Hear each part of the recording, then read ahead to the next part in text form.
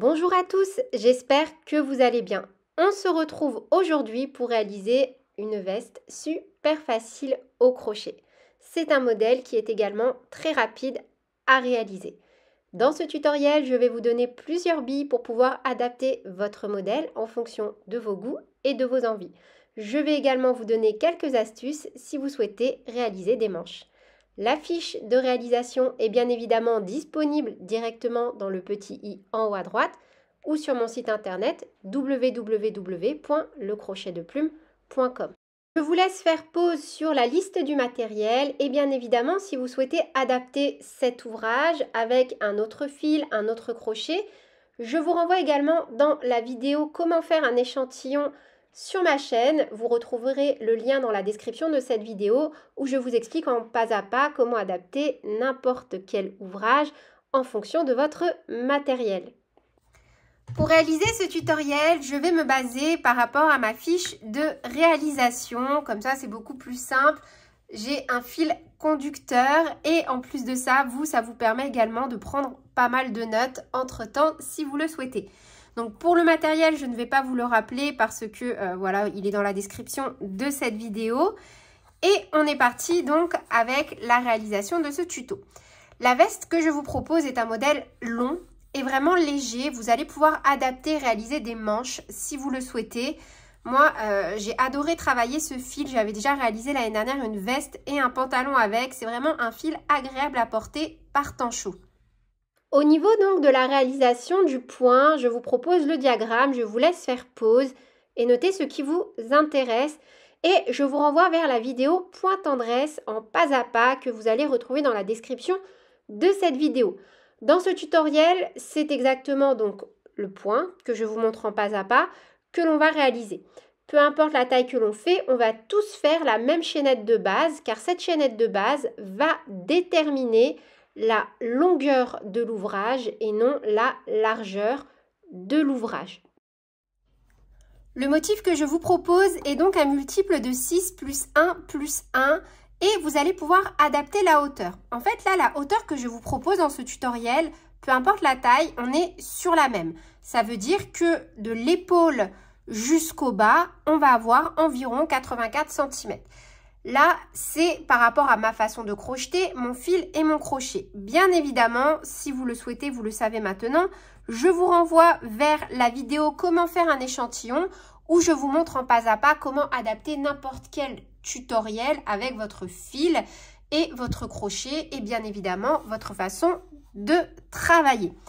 Donc pour le modèle que je vous propose, on va tous partir sur la même maille chaînette de base. C'est-à-dire que l'on va tous réaliser 242 mailles en l'air qui vont correspondre donc à la hauteur de notre veste. Cette partie-là, on viendra ensuite la replier pour avoir un premier pan.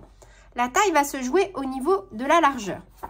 Donc en fonction de la taille que l'on réalise, on va venir faire, donc là, on a tous la même taille au niveau de la maille chaînette, encore une fois, 242 mailles en l'air, ce qui va nous donner environ un total de 168 cm, une fois replié 84 cm.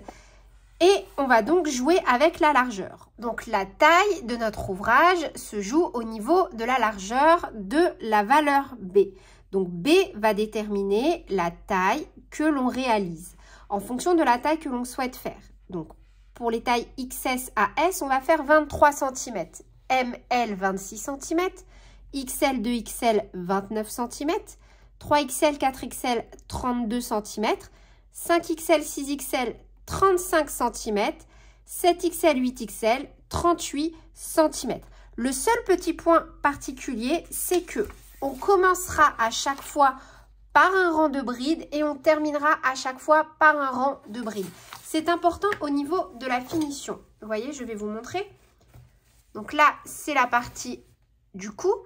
Et ici, donc, c'est l'union que j'ai réalisée. Elle s'est jouée sur des brides. C'est beaucoup plus facile de venir assembler sur des brides et je trouve que le rendu est plus joli et se fond beaucoup plus facilement que si on s'était arrêté sur une coquille.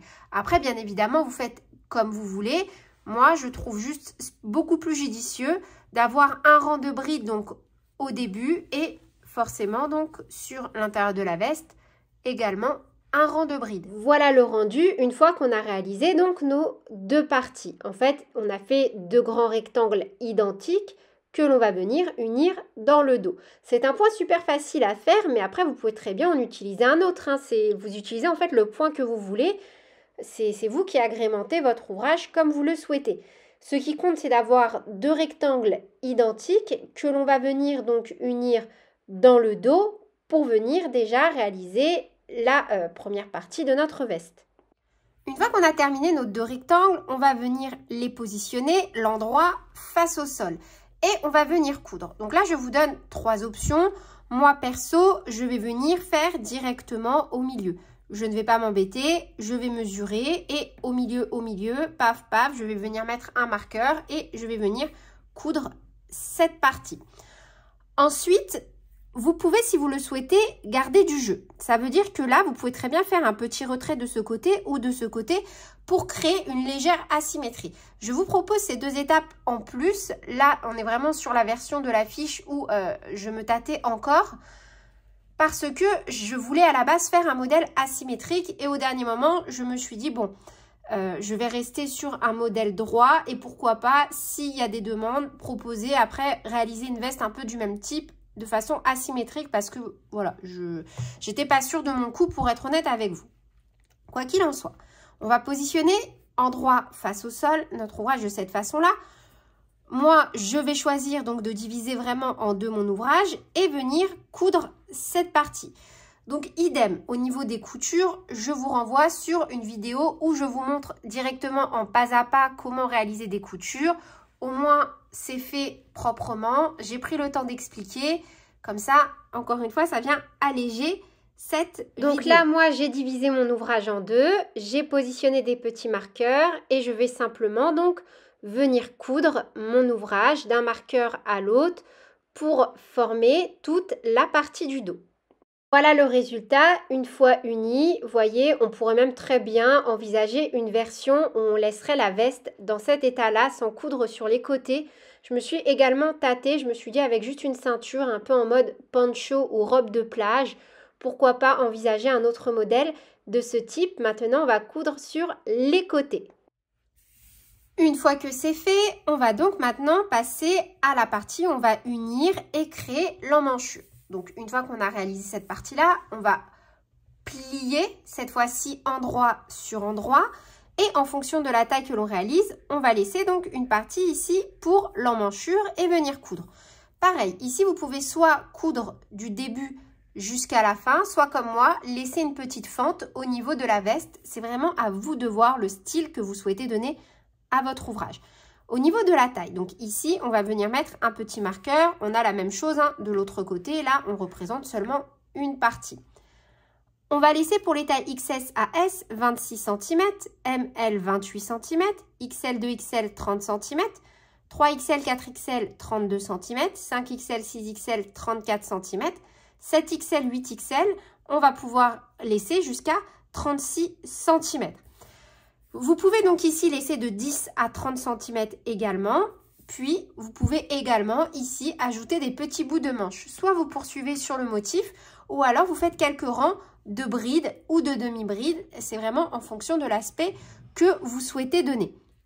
Par exemple, si vous souhaitez faire des manches larges et en plus après qui deviennent de plus en plus évasées, vous pouvez, si vous le souhaitez, tous les deux rangs ajouter une augmentation.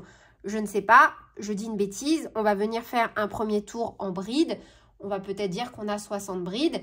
Au tour suivant, on va faire en sorte d'en avoir 61. Au tour suivant, 61. Au tour suivant, 62. On va créer une augmentation au fur et à mesure, ce qui va nous donner un effet, j'allais dire, patte d'éléphant, comme un peu les pantalons, au niveau de la manche.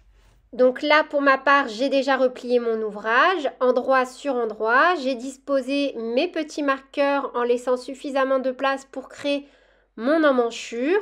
Puis, je vais donc venir coudre sur la partie basse jusqu'à obtenir donc la taille que je souhaite. Donc moi, perso, je vais laisser une petite fente de 15 cm. Vous faites comme vous le souhaitez. Voilà le résultat à l'issue des coutures. Moi, je la trouve vraiment super belle comme ça. Je me suis tâtée à ajouter des petits bouts de manche. Puis après, je me suis dit, Voilà, ça reste un modèle pour l'été au final. Donc, je me suis dit comme ça pouvait être pas trop mal. N'hésitez pas à me dire en commentaire, vous, comment vous allez adapter votre ouvrage. Et j'espère vraiment que cette façon d'expliquer vous convient.